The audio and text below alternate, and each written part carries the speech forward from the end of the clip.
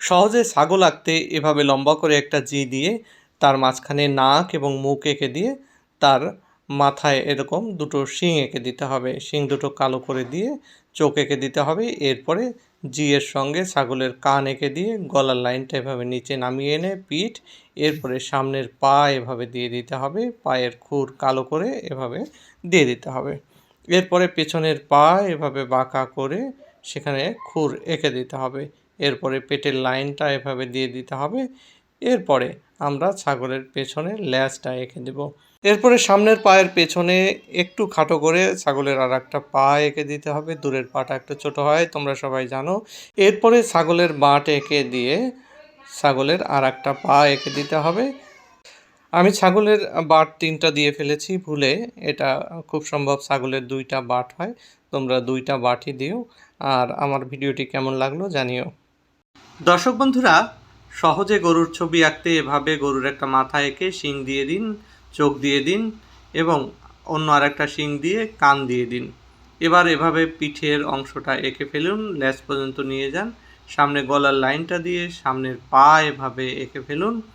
এরপরে পিছনের পা এভাবে ভাঁজ করে এঁকে ফেলুন, পায়ের খুর দিয়ে দিন। এরপরে পেটের নিচে লাইনটা এভাবে দিয়ে দিন, লেজটাকে লম্বা করে এভাবে এঁকে দিন। এরপরে সামনের আর একটা পা দিয়ে দিন এবং পেছনের অবশিষ্ট আর একটা পা এভাবে এঁকে দিন। এবার গলায় একটা দড়ি এঁকে দিন, খুঁটার সঙ্গে সেটা বেঁধে এঁকে দিন। পায়ের নিচে এঁকে দিন বিভিন্ন ধরনের ঘাস, লতাপাতা।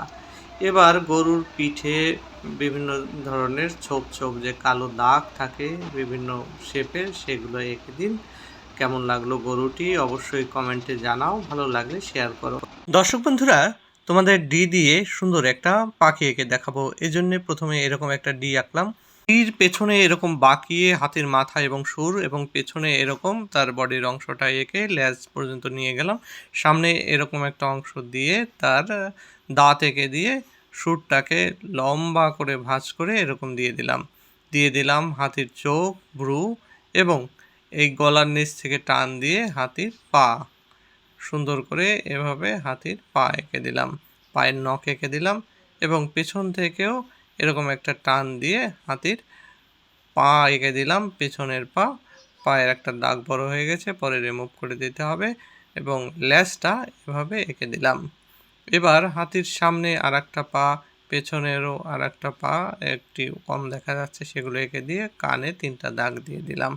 এবার হাতির দর্শক বন্ধুরা, ই, ডাব্লিউ এবং এম দিয়ে আজকে একটা পিগ আঁকবো। এই জন্য প্রথমে এরকম একটা ই এঁকে নিতে হবে।